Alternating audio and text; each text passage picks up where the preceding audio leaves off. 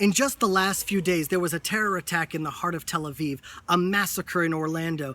In France, a Muslim jihadist lunatic went onto Facebook Live and executed a mother and father in front of their 3-year-old. In Amarillo, Texas, there was a hostage situation, but thank God it was in Texas, because those Texans took him out. They call it a workplace accident, but the guy's name just happened to be Mohammed. And all along, President Barack Obama and John Kerry in the U.S. administration refused to call it Islamic terrorism. President Obama came out with a statement explaining why he refuses to call it Islamic terrorism. And what I want to do is I want to break this speech apart and bring a little bit of clarity on what really is going on. For a while now, the main contribution of some of my friends on the other side of the aisle have made in the fight against ISIL. Well, here, President Obama, is your first mistake. We're not at war with ISIS or ISIL, as you call them. We're at war with radical Islam. We're at war with Al-Qaeda. We're at war with the Hezbollah. We're at war with the Hamas. We are at war with these radical Islamic movements, not with an organization.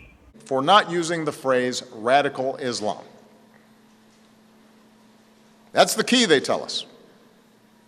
We can't beat ISIL unless we call them radical Islamists. What exactly would using this label accomplish? What will it accomplish? Well, if you know you're at war with radical Islam, you won't give the Ayatollah $150 billion because you know what you're at war with. America, under your leadership, has become the largest global sponsor of terror around the world because you think you're fighting against some sort of hate crimes or you're fighting against one particular organization. What exactly would it change? If you recognize we're at war with radical Islam, you can wage war against radical Islam. If you don't recognize we're at war with radical Islam, you just may end up giving them billions of dollars and help fund their terror activities around the world. If you don't know who you're fighting, how can you win the war? Would it make ISIL less committed to trying to kill Americans? Stop saying ISIL. Al-Qaeda killed you in 9/11, and the Hamas would kill you if they could. It's not about labeling them. It's actually about understanding entire foreign policy in the Middle East. Would it bring in more allies? Is there a military strategy that is served by this? Indeed, there is a military strategy when going to war. And you know what you've done to your allies? You've alienated all of them or backstabbed the other. Do you remember Egypt? They were an ally of the United States of America. They were not radical Muslims, but you encouraged the Muslim Brotherhood to overthrow their government. Israel has never felt more separated from the United States. So your allies you've alienated and your enemies you've funded. That is not smart. Calling a threat by a different name does not make it go away. Calling it a name won't make it go away? Very good. So let's not call them anything. Let's not say anything. Let's not do anything. Let's go out for ice cream and coffee. It's not about calling them a name. It's about actually understanding what's happening in the Islamic world in the Middle East. Because, folks, it's happening. We've been saying this for years. The Muslims are coming to America, and some of them, not all of them, but some of them are going to kill you. There's not been a moment in my 7.5 years as president where we have not been able to pursue a strategy because we didn't use the label radical Islam.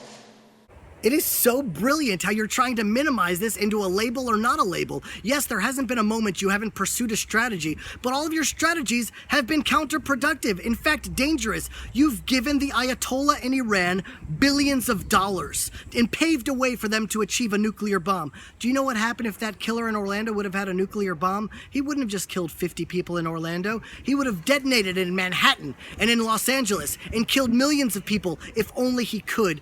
And you know who your greatest ally is in fighting global jihad? Israel. And do you know what you've done to Israel? You've backstabbed us and thrown us under the bus time and time again. What's going on spiritually in the world? Here are my thoughts. Here we have Israel, and we are right now in a clash of civilizations. We are in the middle of a clash of ideas, a spiritual war. On the West, on one hand, we have a postmodern world, which really, if we were to talk in biblical terms, we would just call them pagans, meaning one person has one God, one person has another God, we can switch gods, there's no real truth. What's ultimate truth? There are multiple gods, multiple forces, everyone has their own reality, there's no borders, there's no good, there's no ultimate evil. A boy can be a girl can be a boy, let's build them all bathrooms, it doesn't really matter. Here we have one society that has no truth.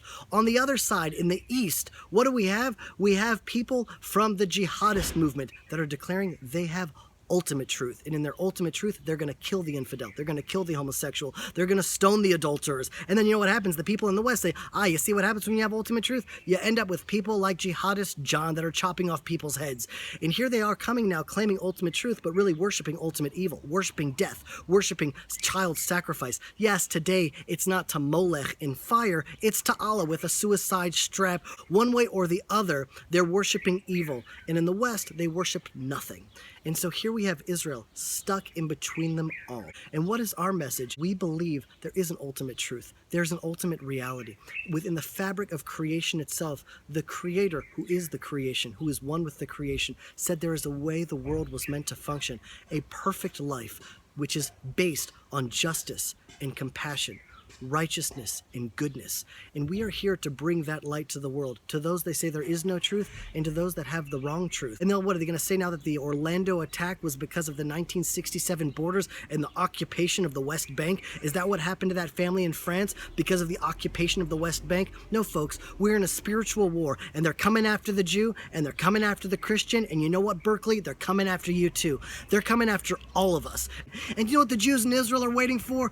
We're waiting for you to leave, because soon November will be coming, and like all empires and emperors that have risen and fallen, you will be gone and the Jews will be in Israel. Folks, I'm sorry I can't analyze this speech anymore. I'm just getting too nauseous listening to your president spew his nonsense. Anyway, I hope this helps. Let him not distract us from the real issues. Shalom from Jerusalem.